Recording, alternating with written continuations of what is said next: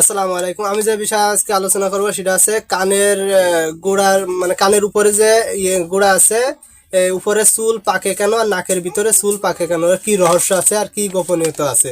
তো সর্বপ্রথম আমরা জানি যে আজ থেকে 1450 বছর আগে আল্লাহ পাকের রাসূল সাল্লাল্লাহু আলাইহি সাল্লাম বলেছেন যে আমাদের জান কবজের সময় রুহুটা কিন্তু অধিকাংশ সময় নাক দিয়ে বের হবে, আর মৃত্যুর আগে কানে চিঠি আসবে। তো এর প্রেক্ষাপটে অনেক আলেম উলামারা বর্তমান ব্যাখ্যা করেছে যে কানের গোড়া চুল কি কারণে পাকে আর নাকের ভিতরে চুল কি কারণে পাকে। তারা ব্যাখ্যা করেছে যে কানের উপরে যে চুলগুলো আছে, কানের সাথে লাগানো, কানের গোড়ার সাথে যে লাগানো মাথায় যে চুলগুলা আছে, এই চুলগুলা যদি পেকে যায় তাহলে সে মনে করবে যে তার মৃত্যুর যে চিঠি, প্রথম যে ধাপটা চিঠি আসে, এই চিঠিটা কানের ভিতরে প্রবেশ করে।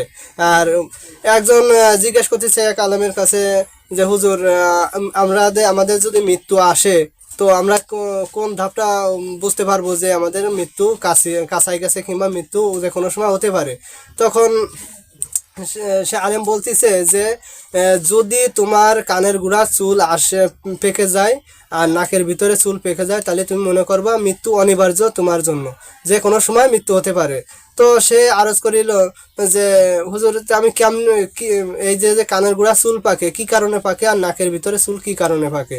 তো সে হুজুর বলতেছে যে সে আলেম বলতেছে যে কানের গোড়া চুল এই কারণে পাকে যে প্রথম মৃত্যুর যে ঘন্টা, সে চিঠি চিঠি আসে কানের কানের ভিতরে আসে, কানের ভিতরে প্রবেশ করানো হয় যে চিঠি, যে তোমার মৃত্যু অতি নিকটে, তুমি শুধরিয়ে যাও, আল্লাহর পথে আসো।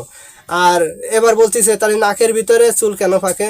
তখন সে আলেম বলতেছে যে ভাই, নাকের ভিতর চুল পাকার একটাই কারণ, সে কারণটা হচ্ছে আমাদের জান যখন কবজ করা হবে, আজরাইল আলাইহিস সালাম আমাদের জান যখন কবজ করবে তখন কিন্তু আমাদের নাকের ভিতর দিয়ে রুহুটা বের হবে, যার কারণে নাকের ভিতরে চুল আগে পাকে। এই জন্য মৃত্যুকে বেশি করে স্মরণ করা, দিনে মানে না পারলেও যদি একবার হলেও মৃত্যুকে প্রত্যেক দিন একবার হলেও স্মরণ করা। কারণ এই যে নাকের ভিতরে চুল পাকে, এতে কিন্তু আমাদের বুঝে নেওয়া উচিত যে আমাদের মৃত্যু বেশি দেরি নাই। কানের গোড়ার চুল যদি পাকে তাহলে বুঝতে হবে যে আমাদের মৃত্যুর বেশি দেরি নাই, মৃত্যু যে কোনো সময় হতে পারে, অনিবার্য, যে কোনো সময় ঘটতে পারে।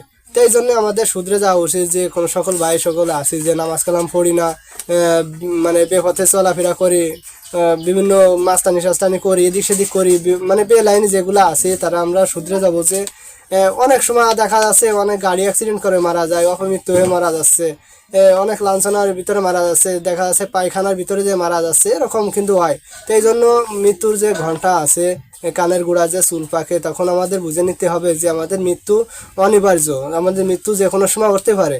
এই জন্য কানের গোড়ার চুল আগে পাকে, যে কানের ভিতরে কিন্তু সিটিটা প্রবেশ করা হচ্ছে যে তোমার মৃত্যু অতি নিকটে, তুমি শুধরিয়ে যাও। এরপরে নাকের ভিতরে চুল আস্তে আস্তে দু একটা করে পাকতে পাকতে সবগুলো পেকে যাচ্ছে। তো তখনও বুঝে নিতে হবে যে আমার মৃত্যু অতি নিকটে এসে গেছে, যে আমাদের নাকের ভিতরে চুল পেকে গেছে, যার কারণে আমাদের মৃত্যু অতি নিকটে। এই জন্য আমি বলবো যে যারা আছি যে যে যেখান থেকে আমার ভিডিওগুলো দেখছেন বা শুনছেন, তারা এই যে যদি কেউ কোনো বেলাইনি থেকে থাকে তো মানে খুব তাড়াতাড়ি আল্লাহ পাকের কাছে তওবা করা, আমাদের যে গুনাহগুলো আছে মাফ চাওয়া, মানুষ বলতে ভুল আছে, এই জন্য তবা দেখে ফিরে আসা। আর এই যে মৃত্যু মৃত্যু কিন্তু আমাদের অনিবার্য। আর এই কারণে আছে কি এই চুল, কানের গোড়া চুল আর নাকের ভিতরে চুল মৃত্যুর যে প্রথম ধাপ আমাদের অনুসরণ করায় দেয় যে তোমার মৃত্যু অতি নিকটে। এই জন্য যে যেখান থেকে দেখি না কেন, শুনছি না কেন, সবাই আমরা শুধরে যাই আর আল্লাহর কাছে তওবা করি, যাতে করে আমাদের মৃত্যু মৃত্যু আসার আগে আমরা ঈমান হারা না হই, ঈমানের সাথে যাতে মৃত্যুবরণ করতে পারি, সেই বিষয়গুলো লক্ষ্য রাখবো ইনশাআল্লাহ।